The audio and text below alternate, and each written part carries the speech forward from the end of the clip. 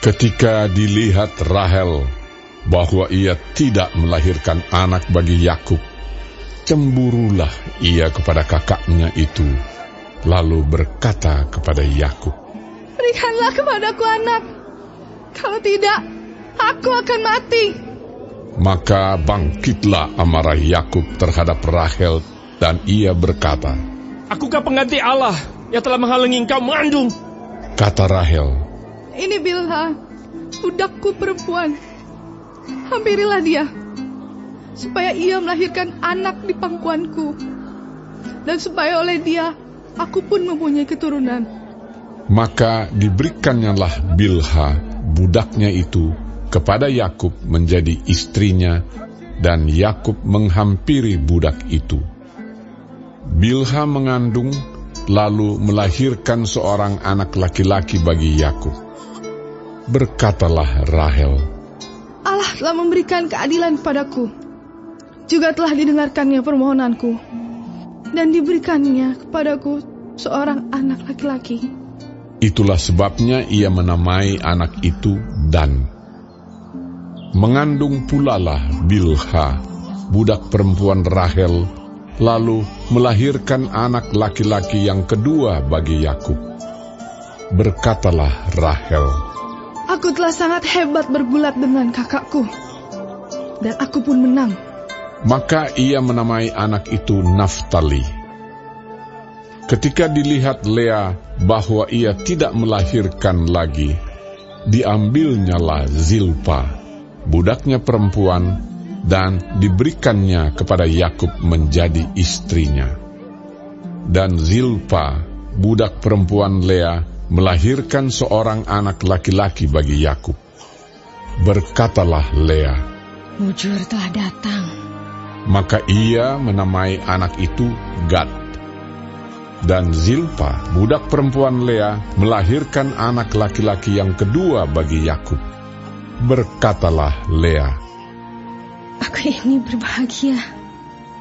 Tentulah perempuan-perempuan akan menyebutkan aku berbahagia."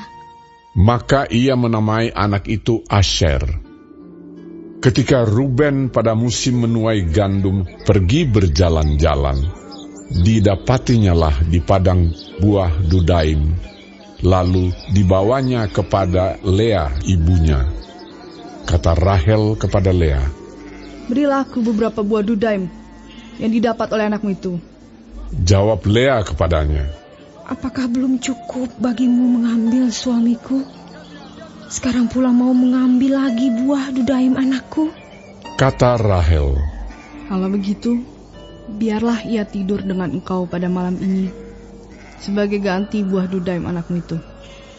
Ketika Yakub pada waktu petang datang dari padang, pergilah Lea mendapatkannya sambil berkata, "Engkau harus singgah kepadaku malam ini, sebab memang kau telah kusewa dengan buah dudaim anakku." Sebab itu tidurlah Yakub dengan Lea pada malam itu. Lalu Allah mendengarkan permohonan Lea. Lea mengandung dan melahirkan anak laki-laki yang kelima bagi Yakub. Lalu kata Lea, "Allah telah memberi upahku, karena aku telah memberi budakku perempuan kepada suamiku." Maka ia menamai anak itu Isakar. Kemudian Lea mengandung pula dan melahirkan anak laki-laki yang keenam bagi Yakub. Berkatalah Lea, "Allah telah memberikan hadiah yang indah kepadaku. Sekali ini, suamiku akan tinggal bersama-sama dengan aku, karena aku telah melahirkan 6 orang anak laki-laki baginya." Maka ia menamai anak itu Zebulon. Sesudah itu ia melahirkan seorang anak perempuan dan menamai anak itu Dina. Lalu ingatlah Allah akan Rahel. Allah mendengarkan permohonannya serta membuka kandungannya. Maka mengandunglah Rahel dan melahirkan seorang anak laki-laki. Berkatalah ia, "Allah telah menghapuskan aibku." Maka ia menamai anak itu Yusuf, sambil berkata, Mudah-mudahan Tuhan menambah seorang anak laki-laki lagi bagiku. Setelah Rahel melahirkan Yusuf, berkatalah Yakub kepada Laban, Izinkanlah aku pergi, supaya aku pulang ke tempat kelahiranku dan ke negeriku. Berikanlah istri-istriku dan anak-anakku yang menjadi upahku selama aku bekerja padamu, supaya aku pulang, sebab engkau tahu betapa keras aku bekerja padamu. Tetapi Laban berkata kepadanya, Sekiranya aku mendapat kasih-Mu, telah nyata kepadaku bahwa Tuhan memberkati aku karena Engkau. Lagi katanya, Tentukanlah upah-Mu yang harus kubayar, maka aku akan memberikannya. sahut Yakub kepadanya, Engkau sendiri tahu bagaimana aku bekerja padamu dan bagaimana keadaan ternakmu dalam penjagaanku. Sebab harta milikmu tidak begitu banyak sebelum aku datang.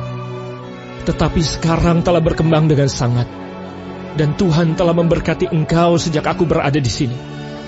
Jadi, bilakah dapat aku bekerja untuk rumah tanggaku sendiri? Kata Laban. Apakah yang harus kuberikan kepadamu? Jawab Yakub, Tidak usah kau berikan apa-apa kepadaku. Aku mau lagi mengembalakan kambing dombamu dan menjaganya, asal engkau mengizinkan hal ini kepadaku. Hari ini aku akan lewat dari tengah-tengah segala kambing dombamu dan akan mengasingkan dari situ setiap binatang yang berbintik-bintik dan berbelang-belang. Segala domba yang hitam dan segala kambing yang berbelang-belang dan berbintik-bintik, itulah upahku. Dan kejujuranku akan terbukti di kemudian hari, apabila engkau datang memeriksa upahku. Segala yang tidak berbintik-bintik atau berbelang-belang di antara kambing-kambing, dan yang tidak hitam di antara domba-domba, anggaplah itu tercuri olehku. Kemudian kata Laban, Baik, jadilah seperti perkataanmu itu. lalu diasingkannyalah pada hari itu kambing-kambing jantan yang bercoreng-coreng dan berbelang-belang, dan segala kambing yang berbintik-bintik dan berbelang-belang, segala yang ada warna putih pada badannya, serta segala yang hitam di antara domba-domba, dan diserahkannyalah semuanya itu kepada anak-anaknya untuk dijaga. Kemudian Laban menentukan jarak 3 hari perjalanan jauhnya antara dia dan Yakub. Maka tetaplah Yakub menggembalakan kambing domba yang tinggal itu. Lalu Yakub mengambil dahan hijau dari pohon hawar, pohon badam, dan pohon berangan. Dikupasnyalah dahan-dahan itu sehingga berbelang-belang sampai yang putihnya kelihatan. Ia meletakkan dahan-dahan yang dikupasnya itu dalam palungan, dalam tempat minum, kemana kambing domba itu datang minum, sehingga tepat di depan kambing domba itu. Adapun kambing domba itu suka berkelamin pada waktu datang minum. Jika kambing domba itu berkelamin dekat dahan-dahan itu, maka anaknya bercoreng-coreng, berbintik-bintik dan berbelang-belang. Kemudian Yakub memisahkan domba-domba itu, dihadapkannya kepala-kepala kambing domba itu kepada yang bercoreng-coreng dan kepada segala yang hitam di antara kambing domba Laban. Demikianlah ia beroleh kumpulan-kumpulan hewan baginya sendiri dan tidak ditempatkannya pada kambing domba Laban. Dan setiap kali apabila berkelamin kambing domba yang kuat, maka Yakub meletakkan dahan-dahan itu ke dalam palungan di depan mata kambing domba itu, supaya berkelamin dekat dahan-dahan itu. Tetapi apabila datang kambing domba yang lemah, ia tidak meletakkan dahan-dahan itu ke dalamnya. Jadi hewan yang lemah untuk Laban dan yang kuat untuk Yakub. Maka sangatlah bertambah-tambah harta Yakub, dan ia mempunyai banyak kambing domba, budak perempuan, dan laki-laki, unta dan keledai. Kejadian 31. Kedengaranlah kepada Yakub, anak-anak Laban berkata demikian. Yakub telah mengambil segala harta milik ayah kita, dan dari harta itulah ia membangun segala kekayaannya. Lagi kelihatan kepada Yakub dari muka Laban bahwa Laban tidak lagi seperti yang sudah kepadanya. Lalu berfirmanlah Tuhan kepada Yakub, "Pulanglah ke negeri nenek moyangmu dan kepada kaummu, dan aku akan menyertai engkau." Sesudah itu Yakub menyuruh memanggil Rahel dan Lea untuk datang ke padang, ke tempat kambing dombanya. Lalu ia berkata kepada mereka, "Telah kulihat dari muka ayahmu bahwa ia tidak lagi seperti yang sudah kepadaku, tetapi Allah ayahku menyertai aku. Juga kamu sendiri tahu bahwa aku telah bekerja sekuat-kuatku pada ayahmu, tetapi ayahmu telah berlaku curang kepadaku dan telah 10 kali mengubah upahku. Tetapi Allah tidak membiarkan dia berbuat jahat kepadaku. Apabila ia berkata, 'Yang berbintik-bintiklah akan menjadi upahmu,' maka segala kambing domba itu beroleh anak yang berbintik-bintik. Dan apabila ia berkata, 'Yang bercoreng-corenglah akan menjadi upahmu,' maka segala kambing domba itu beroleh anak yang bercoreng-coreng. Demikianlah Allah mengambil ternak ayahmu dan memberikannya kepadaku. Pada suatu kali, pada masa kambing domba itu suka berkelamin, maka aku bermimpi dan melihat bahwa jantan-jantan yang menjantani kambing domba itu bercoreng-coreng, berbintik-bintik dan berbelang-belang. Dan malaikat Allah berfirman kepadaku dalam mimpi itu, 'Yakub.' Jawabku, 'Ya Tuhan.' Lalu ia berfirman, 'Angkatlah mukamu dan lihatlah bahwa segala jantan yang menjantani kambing domba itu bercoreng-coreng, berbintik-bintik dan berbelang-belang. Sebab telah kulihat semua yang dilakukan oleh Laban itu kepadamu. Akulah Allah yang di Betel itu, di mana engkau mengurapi tugu dan di mana engkau bernasar kepadaku. Maka sekarang bersiaplah engkau, pergilah dari negeri ini dan pulanglah ke negeri sanak saudaramu." Lalu Rahel dan Lea menjawab Yakub, katanya, "Bukankah tidak ada lagi bagian atau warisan kami dalam rumah ayah kami?" Benar. Bukankah kami ini dianggapnya sebagai orang asing karena ia telah menjual kami? Juga bagian kami telah dihabiskannya sama sekali.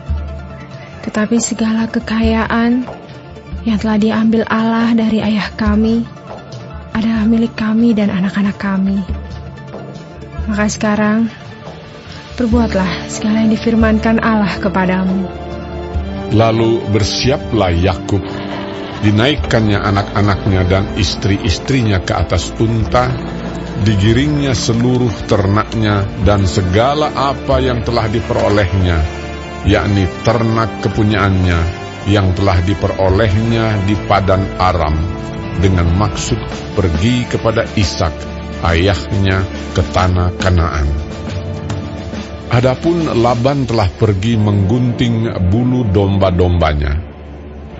Ketika itulah Rahel mencuri terafim ayahnya. Dan Yakub mengakali Laban, orang Aram itu, dengan tidak memberitahukan kepadanya bahwa ia mau lari. Demikianlah ia lari dengan segala harta miliknya. Ia berangkat menyeberangi sungai Efrat dan berjalan menuju pegunungan Gilead.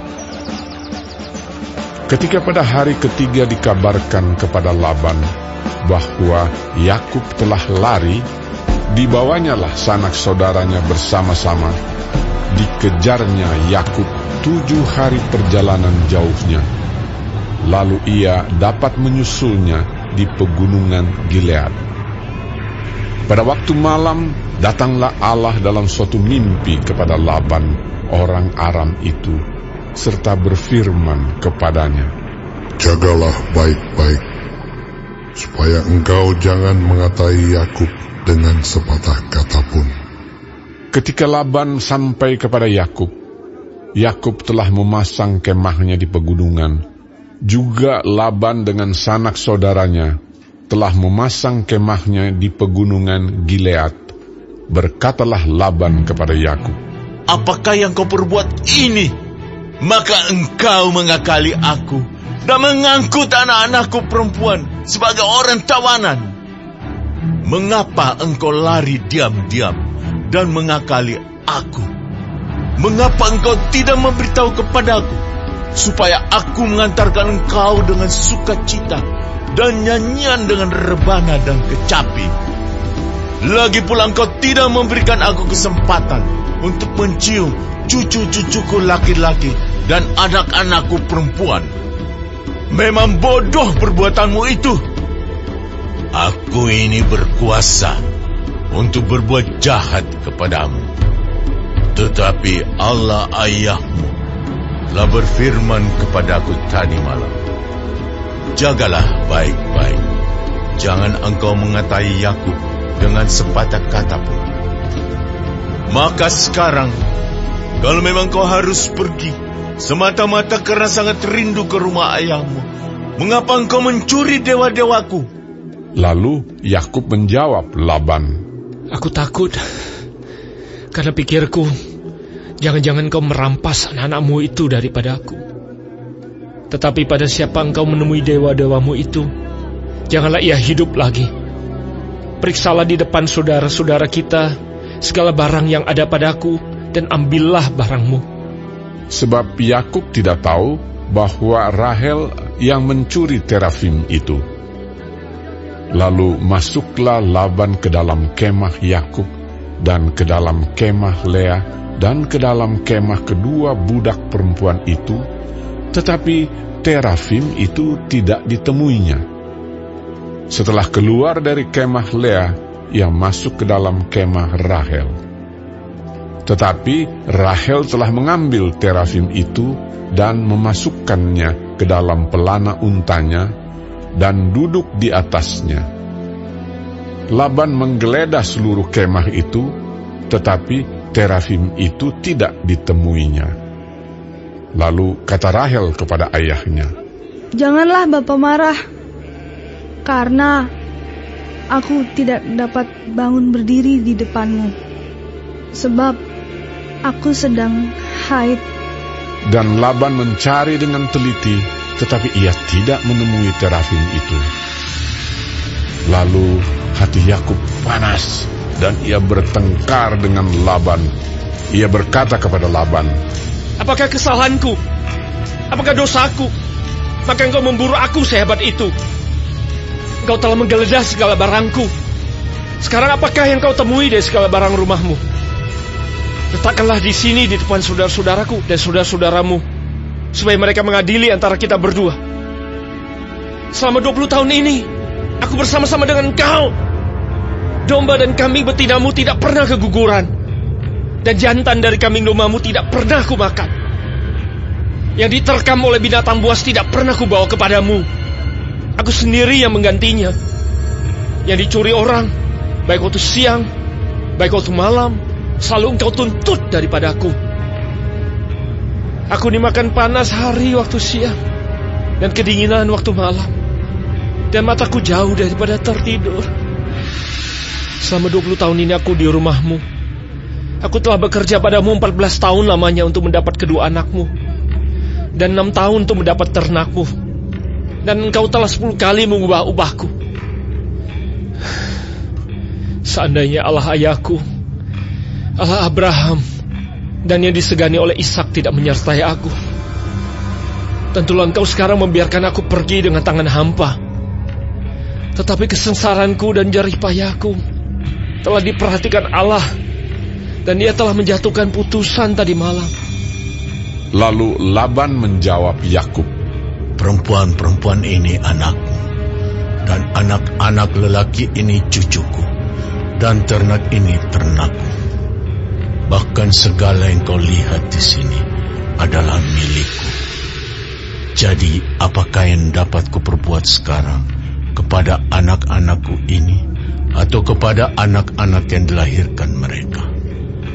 Maka sekarang marilah kita mengikat perjanjian, aku dan engkau, supaya itu menjadi kesaksian antara aku dan engkau. Kemudian Yakub mengambil sebuah batu dan didirikannya menjadi tugu. Selanjutnya berkatalah Yakub kepada sanak saudaranya, kumpulkanlah batu. Maka mereka mengambil batu dan membuat timbunan, lalu makanlah mereka di sana di dekat timbunan itu. Laban menamai timbunan batu itu Yegar Sahaduta, tetapi Yakub menamainya Galet. Lalu kata Laban, timbunan batu inilah pada hari ini menjadi kesaksian antara aku dan engkau. Itulah sebabnya timbunan itu dinamainya Galet dan juga Mispa, sebab katanya, Tuhan kiranya berjaga-jaga antara aku dan engkau apabila kita berjauhan.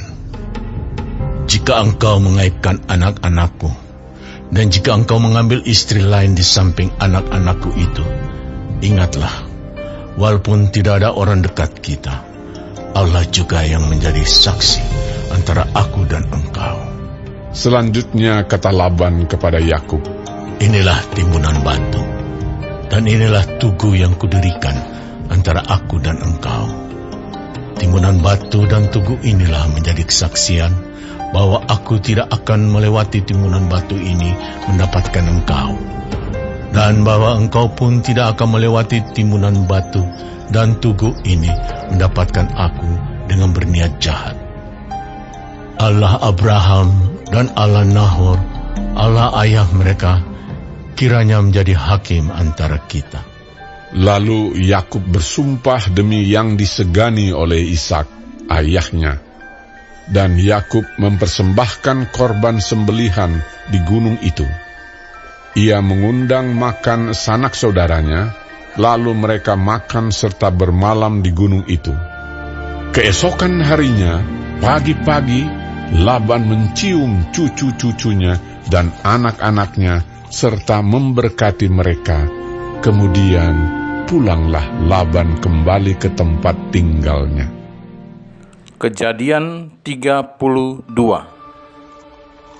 Yakub melanjutkan perjalanannya, lalu bertemulah malaikat-malaikat Allah dengan dia. Ketika Yakub melihat mereka, berkatalah ia, ini bala tentara Allah. Sebab itu dinamainyalah tempat itu Mahanaim. Sesudah itu Yakub menyuruh utusannya berjalan lebih dahulu mendapatkan Esau, kakaknya, ke tanah Seir, daerah Edom. Ia memerintahkan kepada mereka, beginilah kamu katakan kepada tuanku, kepada Esau, beginilah kata hambamu Yakub, aku telah tinggal pada Laban sebagai orang asing dan diam di situ selama ini. Aku telah mempunyai lembu sapi, keledai dan kambing domba, budak laki-laki dan perempuan. Dan aku menyuruh memberitahukan hal ini kepada tuanku, supaya aku mendapat kasih. Kemudian pulanglah para utusan itu kepada Yakub dan berkata, kami telah sampai kepada kakakmu, kepada Esau, dan ia pun sedang di jalan menemui engkau, diiringi oleh 400 orang. Lalu sangat takutlah Yakub dan merasa sesak hati. Maka dibaginyalah orang-orangnya yang bersama-sama dengan dia, kambing dombanya, lembu sapi dan untanya menjadi 2 pasukan. Sebab pikirnya, jika Esau datang menyerang pasukan yang satu sehingga terpukul kalah, maka pasukan yang tinggal akan terluput.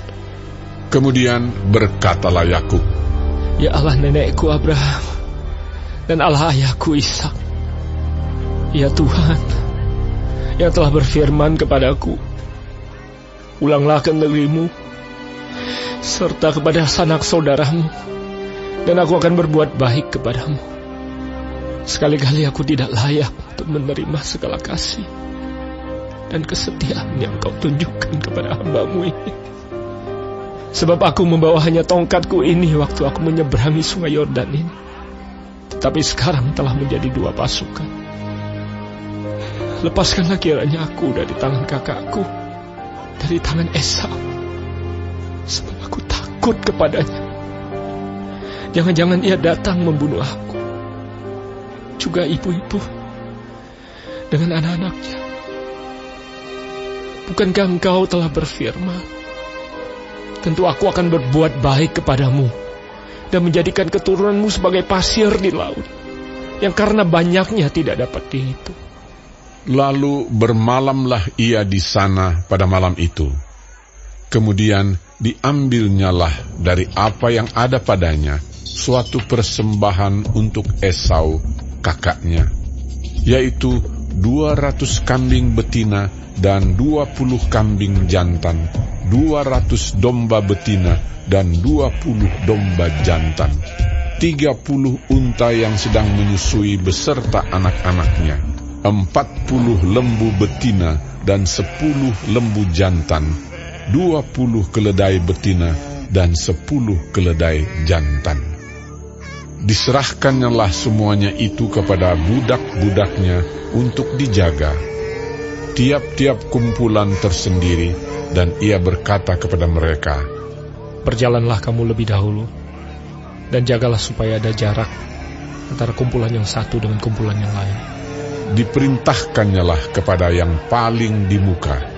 Apabila Esau, kakakku, bertemu dengan engkau dan bertanya kepadamu, siapakah tuanmu, dan kemanakah engkau pergi, dan milik siapakah ternak yang di depanmu itu?